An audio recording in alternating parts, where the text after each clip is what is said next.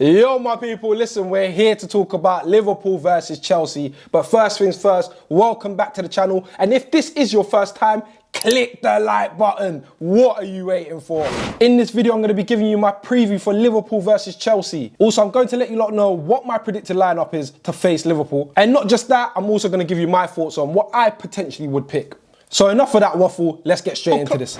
Chelsea Football Club are injury-free. We're injury-free, you heard me right. We are injury-free. Everybody is fit and ready to go to face Liverpool. There's only 2 players who are unavailable to face Liverpool on Sunday, and that's only due to suspension. So right now, as a Chelsea fan, it's happy days. I cannot remember the last time I could say we had a fully fit squad. There's not one single person on that injury list. This feels good. Somebody slap me if I'm dreaming, because I cannot believe we've got a fully fit squad, a fully fit Reece James. What is this life? I'm loving it. Bring us back. We're coming back. We're coming back. I'm telling you lot. But listen, enough of the waffle again. Like, someone tell me, when's the last time Chelsea Football Club had a fully fit squad? We sure as hell didn't have a fully fit squad last season, so it's been definitely over a year. It feels so good to see that injury list empty. Now, the game on Sunday against Liverpool is going to be very interesting. It's going to be an insightful game, in my opinion, because both teams have been on good form. Both teams have shown they can score goals. And essentially, both teams have been defensively okay. In fact, Liverpool actually been defensively sound, but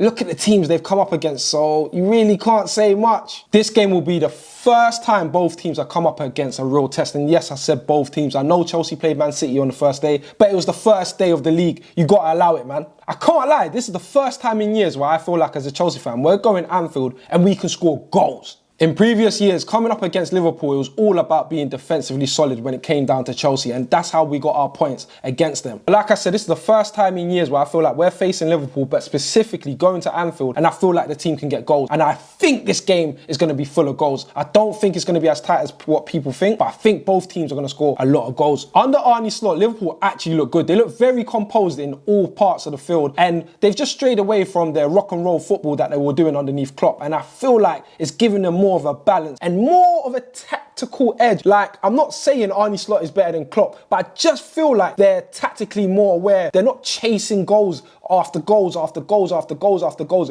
If they go 1 or 2 up, they like to shore it up a bit more. Under Klopp, it was non-stop firing. They were at your throats. They were just gun-ho, gun-ho, gun-ho, gun-ho. But Arne Slot has seemed to calm them down. There's a bit of a calmness about Liverpool, and that's why I feel like they're title contenders. This game is all about the midfield battle. I cannot lie. Whoever loses the midfield battle in this game, I think they lose the game, because both teams, Chelsea and Liverpool, I think we got a good potent attack. In fact, Chelsea, I think they're joint first in potency in attacking the league at the moment. I think we're joint first with Brentford, which is crazy to me. The difference between the Chelsea of last season and the Chelsea of this season is simple. It's night and day. We are not Cole Palmer FC, and we finally have a manager who seems to be tactically aware on how to break down teams and how to play through teams. All Pochettino wanted to do was run, run, run, run, run. Like, the whole team scoring goals. I can't lie. The whole team is scoring goals. From our whole front four, they're all chipping in with goals and assists, and it's a beautiful feeling to see. And the beauty of it is, it's not just our front four. Our bench are coming off the bench and scoring goals. The likes of Nkunku, the likes of Felix, they're all coming off the bench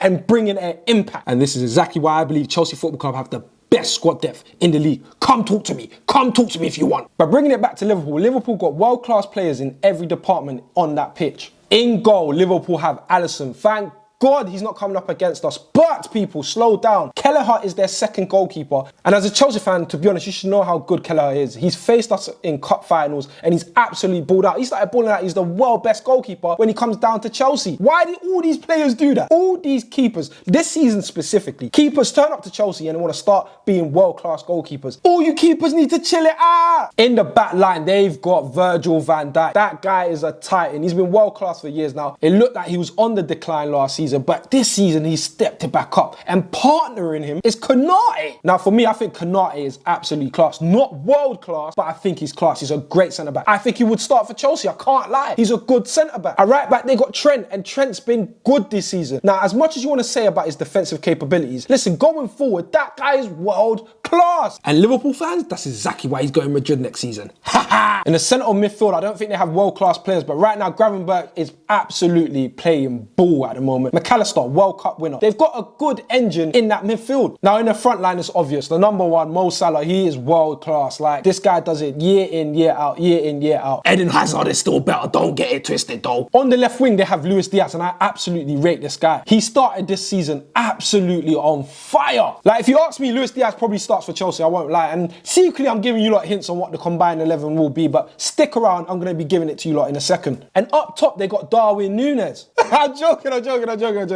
They got Diogo Jota up top, and that guy is nifty. That guy is class. Not world class, but he's class. He's a good striker. He gets in behind defenses so easy. He's so small, but he can jump so high to get headers. The guy is actually a good player. Now it's time to get into that combined 11 between Liverpool and Chelsea. Let's get straight into this. In this combined 11, I've gone for players that are in form and players that are actually available for Sunday's game. So as you can see, I've gone for Kelleher in goal. Yes, I picked Kelleher over Robert Sanchez. I still don't trust Robert Sanchez in goal. I still feel like he's got clangers in him, and I do feel like Kelleher is the better goalkeeper. At right back, I've gone for Trent Alexander-Arnold. Now, Chelsea fans, I know Reece James is fit and back, but he has not played a single game this season, so I can't pick him over Trent, who's been on fire this season. So Trent goes right back for me right now. My centre-back partnership is Virgil van Dijk and Levi Colwill. Levi Colwill has been on absolute fire. He had to get into this team. His ball-playing ability is second to none. In my opinion, there's not a better left-footed, left-sided centre-back in the Premier League at the moment. Levi Colwill is clear of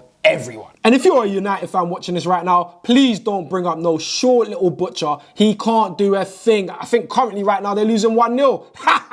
As I was saying, Levi Colwill has to get in straight up. And at left back, I've gone for Renato Vega over Robinson. Now, don't get me wrong, Robertson is class, but I think he's past his best. From what I've seen from Renato Vega this season, he's been absolute class. Every time Renato Vega has stepped on that pitch wearing that Chelsea shirt, he's been absolute class. I've been very impressed with him. Not to say Robertson hasn't been class, but right now I'm picking Renato Vega. Yes, it might be Chelsea biased, but kill me if you want. Kill me. Now, the midfield is very, very interesting. I've gone for a Caicedo and Gravenberch double pivot. Caicedo would be the first name on that team sheet when it comes down to the midfield. He gets in straight up, so there's no arguing about that. Now, let's move on to Gravenberch. So far this season, Gravenberch has been absolutely class. His improvement underneath Arne Slot has been absolute class. So he gets in straight up next to Caicedo. So yeah, no Enzo Fernandez, no McAllister. I'm sorry, they have not been performing at the levels of these two other players, so they don't get in at the moment. So in the combined 11, in the front four, I've gone for left wing Luis Diaz, in the 10 Cole Palmer, right wing Mo Salah, and up top Nkunku. Yeah, that's right. I've gone for Nkunku up top over Jota and over Jackson. And it's only because I rate Nkunku highly. I think he is our best finisher in that position at the club. Now, that's not to shit on Jackson. Listen, Jackson brings a lot to this team. But when we talk about putting the ball in the back of the net, I trust Nkunku more than I trust Nicholas Jackson. Now, the left wing battle would be between Luis Diaz and Jadon Sancho. But Luis Diaz has been in better form than Jadon Sancho at the moment. So I can't really put Jadon Sancho in over Luis Diaz. I can't lie. I'll be real. The right wing battle would be between Noni Madueke and Mo Salah, but it's Mo Salah, so Mo Salah wins that one.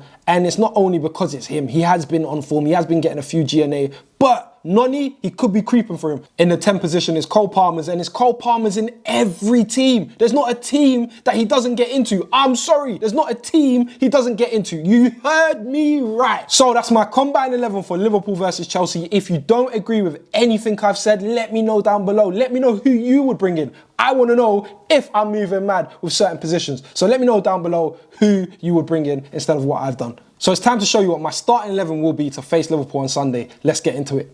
So goalkeeper, I've gone for Robert Sanchez. He picks himself at the moment. Jorgensen hasn't got enough games underneath his belt for me to put him in. So Robert Sanchez goes straight into goal. In my back line, let's start off with right back. I've gone for Malo Gusto. Yes, I don't believe Reece James is going to start this game. So I think Malo Gusto is going to start in right back. So the two centre-back partnership will be Tosin and Colwill. I believe Tosin's going to get in. It better be Tosin. I don't want to see no Disasi or Badiashile. It has to be Tosin getting in next to Levi Colwill. Left back, I've gone for Renato Vega. With Cucurella being out, he is our left back. I don't want to see Chilwell, so Renato Vega gets straight in. The midfield two I think Maresca's going to go for is Caicedo and Enzo Fernandez. Right wing, I've gone for Noni Madueke. In the 10, I've gone for Cole Palmer. Left wing, Jadon Sancho. And up top, Nicholas Jackson. So that's the starting 11 I see Maresca going for, but now it's time for me to give you my starting 11. And there's a few little tweaks and changes. Listen, don't kill me, but this is what I'm going to be going for. Now, if I was Chelsea manager, the only changes I would make to that lineup would be bringing in Lavia in for Enzo Fernandez, and if Reece James is fit to start and fit to play, I'll bring him in instead of Gusto.